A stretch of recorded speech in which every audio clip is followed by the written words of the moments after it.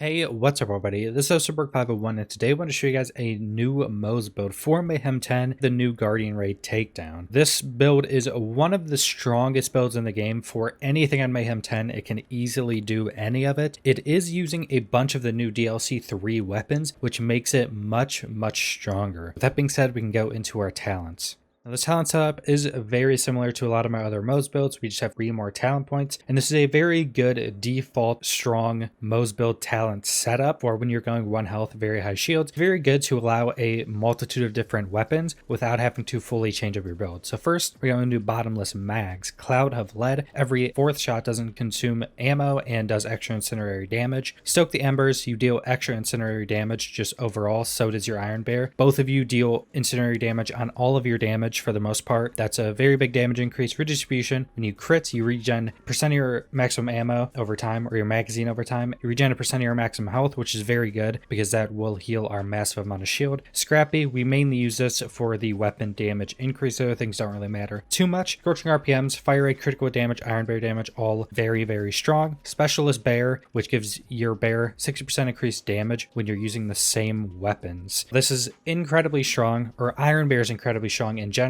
because of the buffs, so now it scales up to Mayhem 10. Getting a lot of talents that also increase your Iron Bear's damage is just going to make it incredibly strong. Like, it can easily solo a lot of the bosses. Some for the road. After you exit Iron Bear, you have infinite ammo for 5 seconds. The weapons we're using on Iron Bear is minigun and exploding bullets. Now this is very strong because minigun is just one of the strongest talent setups with exploding bullets. For your Iron Bear, it also gives you a lot of ammo with one of our other talents. Now you can still use a lot of other weapon setups for your Iron Bear. Just make sure they're ones that your Iron Bear can easily hit shots with, and it should be doing a ton of damage. And that's mainly for Auto Bear, which is another talent. So then we're going down Militia Woman. Fire in the Skagden. All of our splash damage deals incendiary damage, which is a massive damage increase. Grizzled. Kill skill. When you kill an enemy, your action skill cooldown time is reduced. This is mainly to get lower in the tree, but it does help have our Iron Bear up and our Auto Bear up all the time. Means of Destruction. Whenever you do splash damage, you have a chance to gain ammo back and grenades back. Your Iron Bear and Auto Bear will also have a chance to give you ammo back when it deals splash damage. Pull the Holy Pin, your grenades can now crit for a decent damage increase. Grenades also now can roll up to Mayhem 10 when you farm on Mayhem 10. So grenades are back to doing a decent bit of damage. Auto Bear, when you exit Iron Bear, your Auto Bear stays for 15 seconds shooting things. This again, pretty much is the same damage you would do inside your Auto Bear. So it's just absolutely destroying things. Incredibly strong. Vampire, whenever you throw grenades, it heals you. It also heals your Iron Bear. With how tanky Iron Bear is now, it's never going to die when it's out. Explosive Punctuation, when you do splash damage, your action skill cooldown rate is briefly increased, which is pretty massive, 40% pretty much all the time. Then Short Fuse, you have a chance for when you deal gun damage to have a secondary explosion happen at the target that deals 75% of the normal damage. That is a massive. This is, in my opinion, one of the strongest single talents in the entirety of the game. It's ridiculous. Shield of Retribution for our last talent points. Armored Infantry, gun damage reduction when your shields are active. We're a 1 health high shield build, so if your shields are down, you're dead. We have this, which gives you shield recharge rate, max shield, shock, damage resistance. You only go 2 into this because we don't have a lot of talent points to spare, but it is a decent survivability increase. Then we have Thin Red Line, which converts 60% of your max health to added shield. Since we are using a build where we are using Deathless, which puts you to 1 health normally, it will still stack with Thin Red Line. So basically how it works is even though you're 1 health, Thin Red Line takes what your maximum health would be, adds that to shield. So it still does work. Experimental Munitions, whenever you or your Iron Bear crit, they deal bonus incendiary damage, which just synergizes really well with a lot of our other talents. Your Iron Bear can crit, does a ridiculous amount of damage, so this is a very big damage increase as well. That is all of the talents, and now we can go into our items.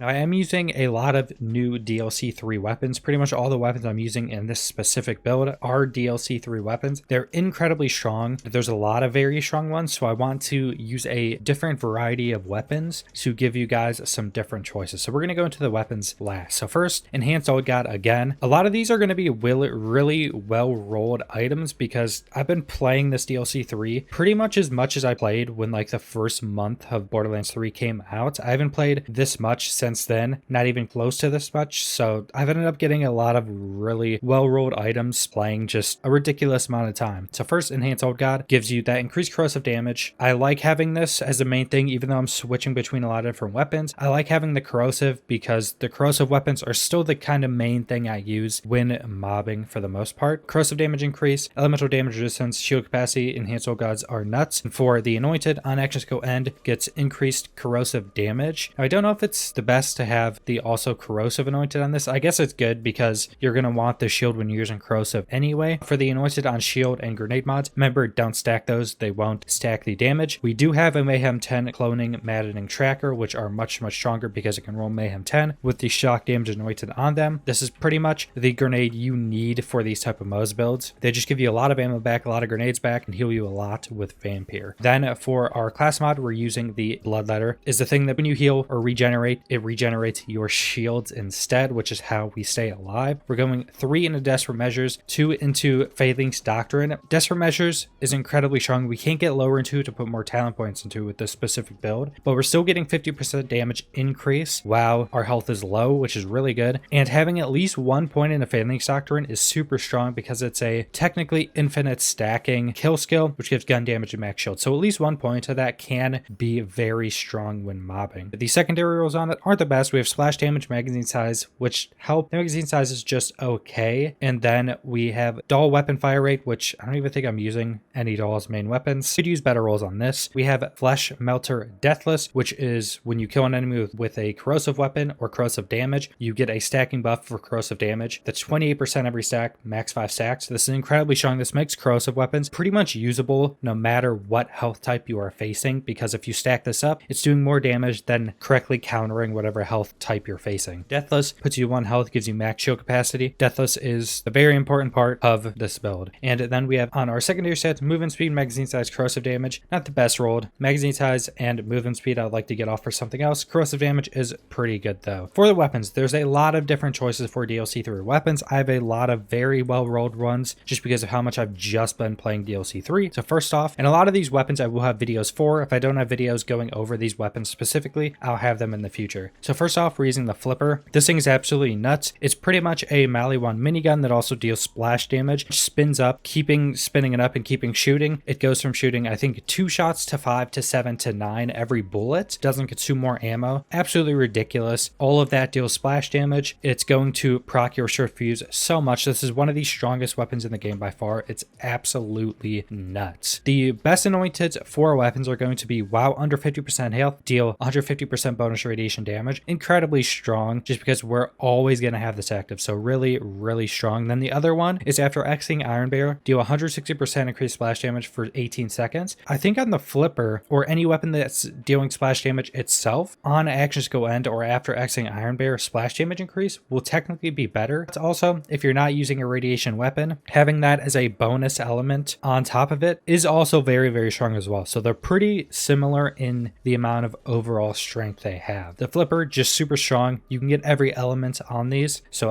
I've been trying to get more elements on these, but they're incredibly strong. We have the Miscreant. I do have a video on this out already. This is incredibly strong. It's pretty much just a pistol that's fully automatic, has a double barrel on it that shoots all explosive things. All explosive rounds. So they're basically small rockets, super high fire rate, really good damage. Only rolls as corrosive though. So if you're doing a boss that, say you're doing Trant, you can't really use that on that, but still overall very strong weapon, very good for mobbing and any bosses that this can be used effectively on. Another super good weapon, the Complex Root, which is a sniper. It's pretty much a burst sniper that then causes a bunch of lines to spawn around, and this thing just does the most ridiculous damage. Once you get one of these bursts out, the lines that just spread around will do millions of damage. This is easily one of the strongest weapons in the game as well. A lot of these weapons are some of the strongest weapons in the game, and they're all from DLC 3, so they're absolutely ridiculous. Another Maliwan, so it can roll any element, which is always very nice. Some of the other weapons that are pretty good, we do have the Herald now, which deals all splash damage. It can be pretty good. The Light Show can also be pretty good. It doesn't deal splash damage, but it is just very strong overall of a new DLC 3 weapon. And we have the Dakota, which I've done 2 videos over, a glitch of how to to get it and just overview the weapon. Incredibly strong, one of my favorite shotguns in the game. Very, very strong as well for this build. Then we have the dueling pea shooter, another quest item reward, which is again very strong. I've done a video over this as well. Very, very strong, deal splash damage. Really good weapon overall. Then we also have the bloom, which is another pretty good weapon from DLC 3 that can work with this build. That's pretty much all the weapons I wanted to go over. That's pretty much the entirety of the video. Again, a lot of the DLC 3 weapons are very strong, and if they don't even deal splash damage themselves, a lot of them are just so strong that just with proccing short fuse on them, it makes them very good with a splash damage Moze build. So that's all I wanted to go over for this build. Subscribe if you want to see more Borderlands 3 content. Leave a like if you liked the video. Leave a comment down below what you guys think about this build, and thanks for watching.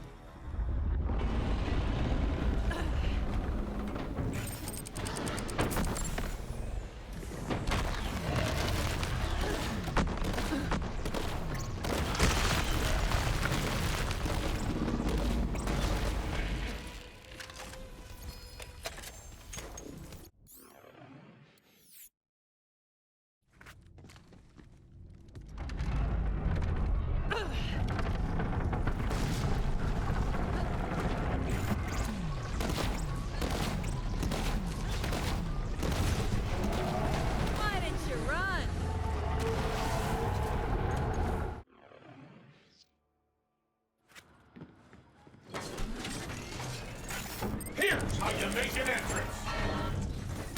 Viewers, comment in the stream and tell us how you want the vault thief to die. We got moderators standing by.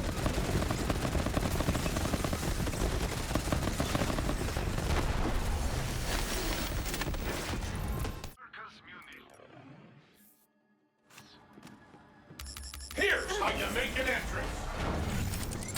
Viewers, comment in the stream and tell us how you want the vault thief to die. We got moderators standing by. Time for a scrap.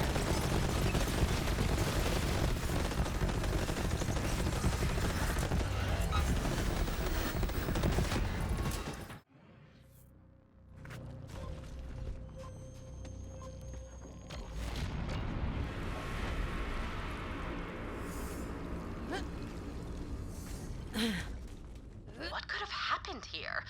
The planet does not appear to have been ripped apart so much as burst open from within.